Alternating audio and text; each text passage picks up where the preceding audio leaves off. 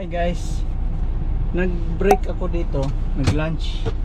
Bago ako aabante, bumaba ako para mag-circle check. May naka-park sa likod, SUV. Flat, nakita ko yung gulong nila flat. Nung lumabas, matatanda, couple, matanda sila.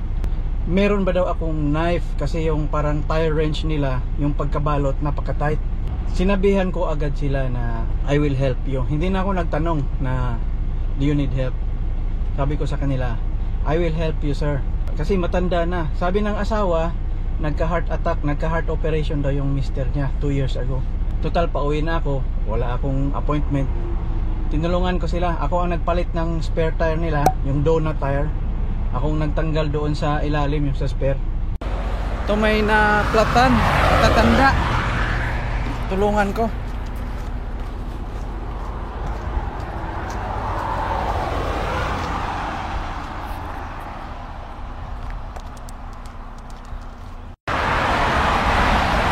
Na-flat sila. Sabi ng asawa na heart attack daw siya last 2 years ago. Ngayon, tulungan ko sila. Ilak ko muna to.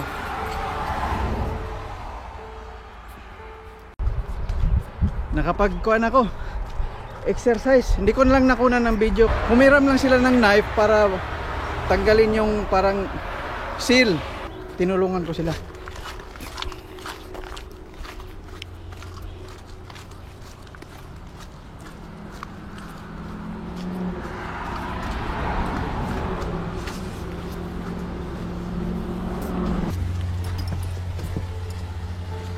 $183.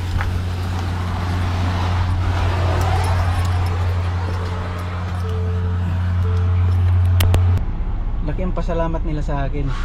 Bumunot pa nga si mister, bibigay ng pera. Sabi ko, no, don't do that sir. No need to give me cash. Kasi gusto nilang magbayad, parang tip ganyan. Sabi ko, no need to give me a cash. Maganda ang feeling na nakatulong tayo, no? 180 before Sudbury. Yung gulong nila, bibili daw sila doon. Kasi ang nakalagay doon yung donut tire, yung maliit. So, ayun, nakatulong. Hindi ko lang na video, wala na, nabisi na ako sa pag change tire. Ayun, mga matatanda, retired, nahirapan pa siya ng, kahit nga pag abot lang ng tire rin sa akin, nahirapan. So ako lahat ang gumawa. Nandito sa video ko sa GoPro.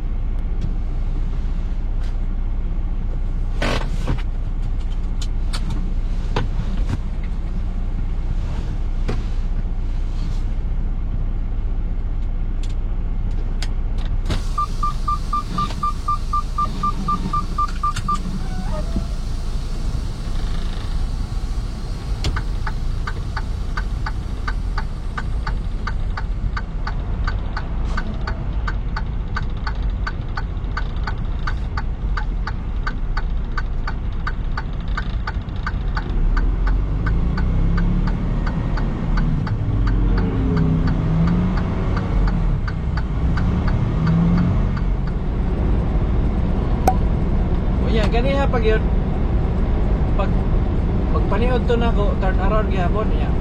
Pag humana ako paniod to, natulog sa ako mga 10 minutes, power nap.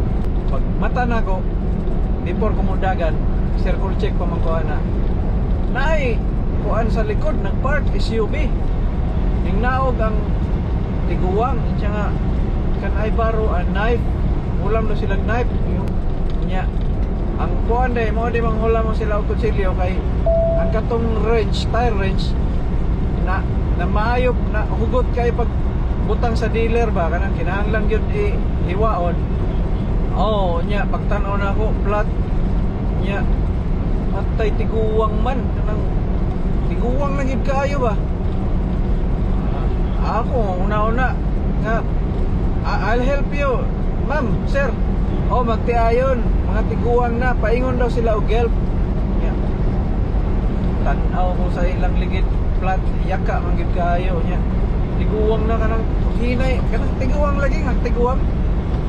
Oh kaya ako silang gitabangan ako kay while sige ko kuan si Mixed Storya kuan ingon niyang asawa nga naoperahan daw siya o kanang iyang bana naoperahan daw sa heart.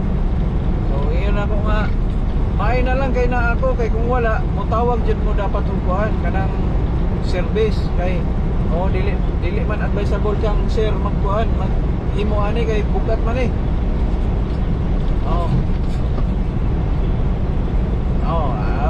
Pirahan na ako dito dali ra kayo eh kapalo sa sana pagkuman diamond jack nila humok naman sad yan buhat kaning lang sila ingnan nga diya tadya lang mo sa akong likod kaya ako ray kuan diri kamang-kamang ko dito anak pagkuman donut tire man kanang spare tire nga donut ba ako nga kani siya dili ni siya pang highway pang temporary ra gid ni so adto lang mo sa Sudbury unahan mga almost 2 hours pagpakuha naman dito pa-repair mo ani inyong ligid or unsa ba adto mo dito tire shop. Salamat Miss Bay oy ang laki kay hubot siyang wallet ba nga I'll give you money iko nga no sir you don't have to do that sir iko isa sila nga thank you very much for helping ito that's fine because ako lang po kaingnan nga my parents too are old so they also experienced this kind of situation back home where they had a flat tiles and somebody helped them so it's like payback time. What's your name? Marlon, where you go? Inana ba? Toronto.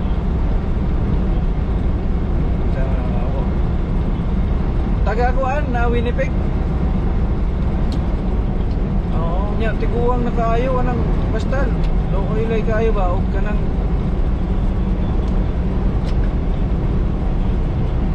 lagi. May na lang kay na ako dito. Dali ra kayo.